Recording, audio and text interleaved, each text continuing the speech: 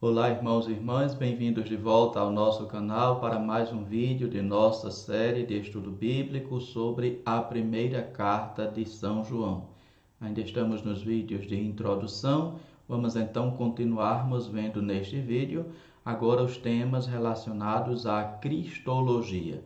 Iniciemos então o nosso vídeo, convido você desde já a dar o seu gostei, a compartilhar, a comentar este vídeo em nosso canal, além de também pedir que você se inscreva, convide também outros amigos e conhecidos para se inscreverem em nosso canal. Vamos então agora darmos início à nossa apresentação.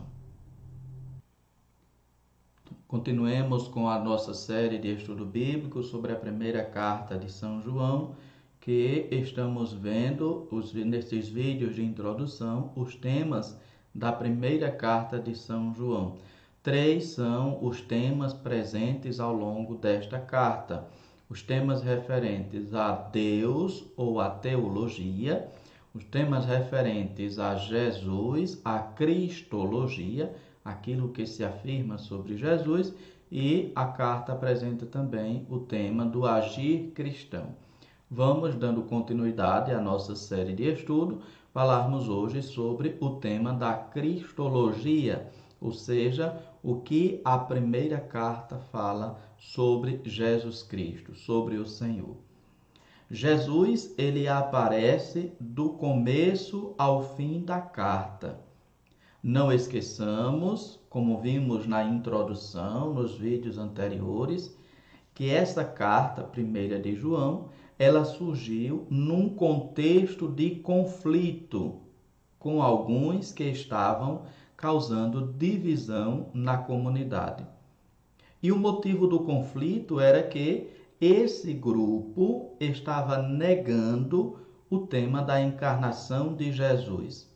Nos vídeos sobre a introdução às razões que deram origem à primeira carta, nós falamos sobre esse grupo que estava criando conflito porque estava ensinando uma doutrina errônea.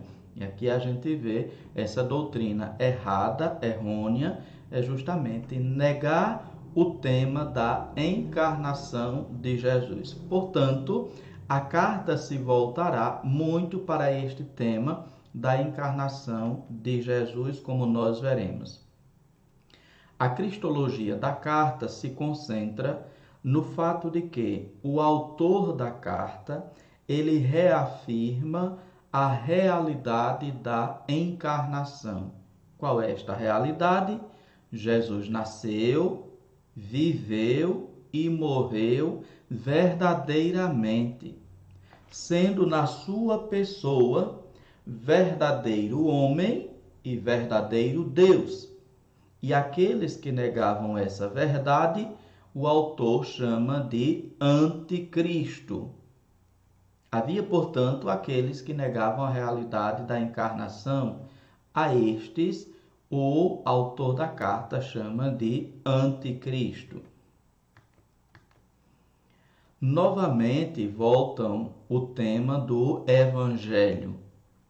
E a palavra se fez carne e habitou entre nós. João, capítulo 1, versículo 14.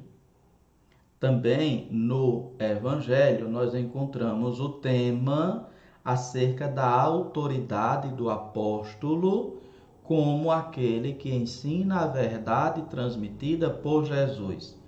Ele diz aqui no Evangelho de São João, capítulo 19, versículo 35. Aquele que viu dá testemunho, e o seu testemunho é verdadeiro. E ele sabe que diz a verdade, para que também vocês acreditem. Ou seja, estão presentes o tema da encarnação, pois esta é uma afirmação também do Evangelho. A palavra se fez carne e habitou entre nós, quer dizer, se encarnou verdadeiramente. E o apóstolo que está escrevendo, ou que está na base desta carta, ele foi aquele que viu e que, portanto, dá testemunho desta encarnação do Verbo, do Filho de Deus. Por isso aqui vem esta palavra. Aquele que viu dá testemunho, e o seu testemunho é verdadeiro, porque ele conviveu com Cristo encarnado. Anticristo, na carta, ele tem mais um sentido de postura. Qual é a postura, o comportamento? Negar que Jesus se encarnou. Então, esta é a postura, o comportamento daqueles que o autor da carta chama de anticristo. Eles negam que Jesus se encarnou. Portanto, essa palavra anticristo, ela tem mais um sentido de postura, de atitude, do que propriamente a identificação com uma pessoa. Ou seja, o autor não diz quem é o Cristo, e sim qual é a sua postura. Ele afirma na sua primeira carta, capítulo 2, 22, este é o anticristo, aquele que nega o Pai e o Filho. Negar o Pai é negar aquele que enviou. Negar o Filho é negar aquele que foi enviado.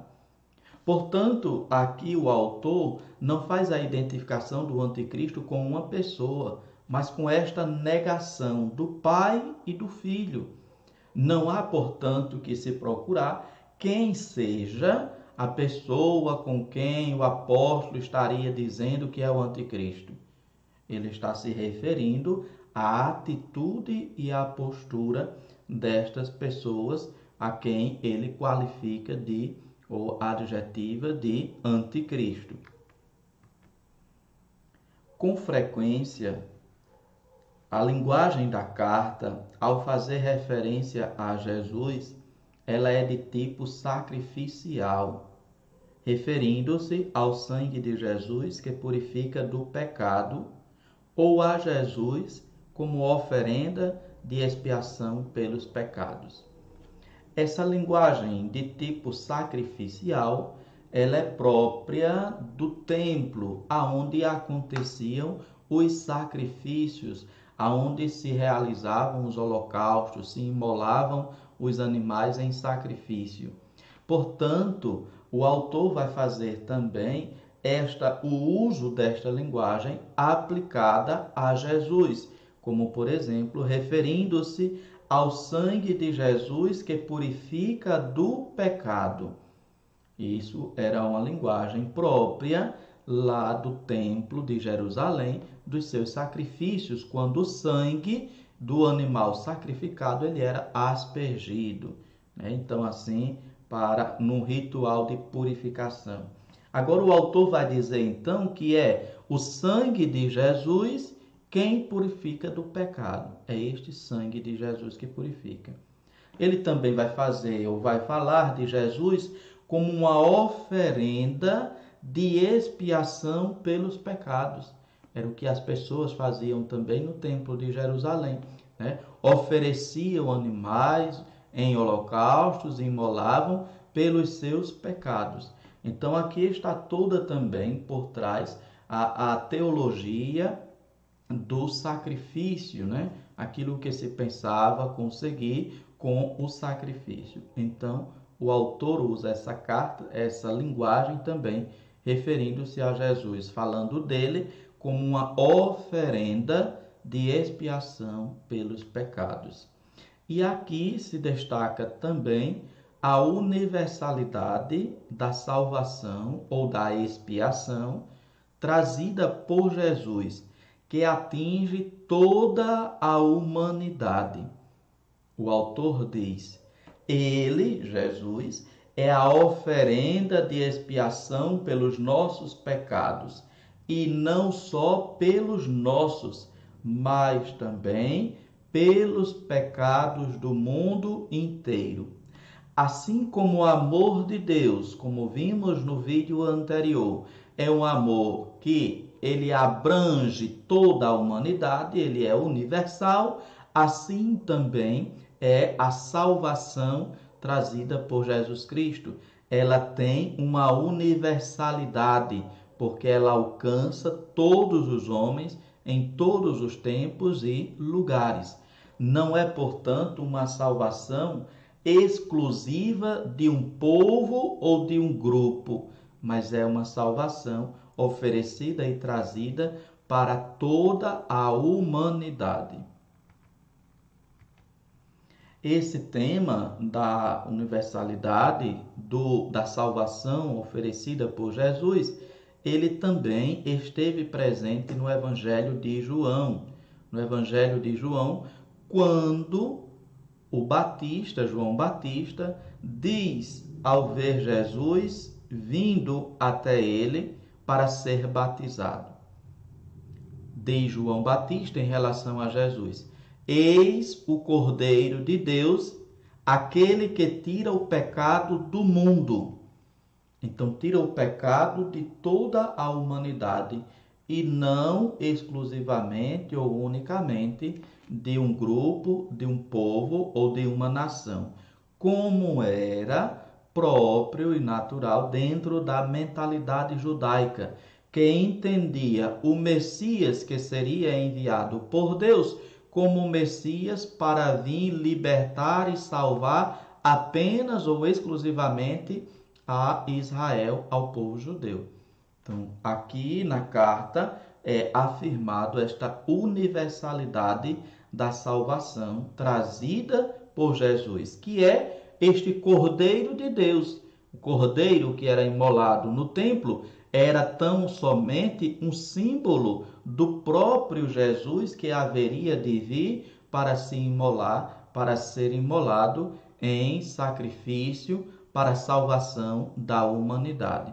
Assim, então, a carta vai falar muito nesta linguagem de tipo sacrificial, do sacrifício, mas afirmando, sobretudo, a questão da encarnação.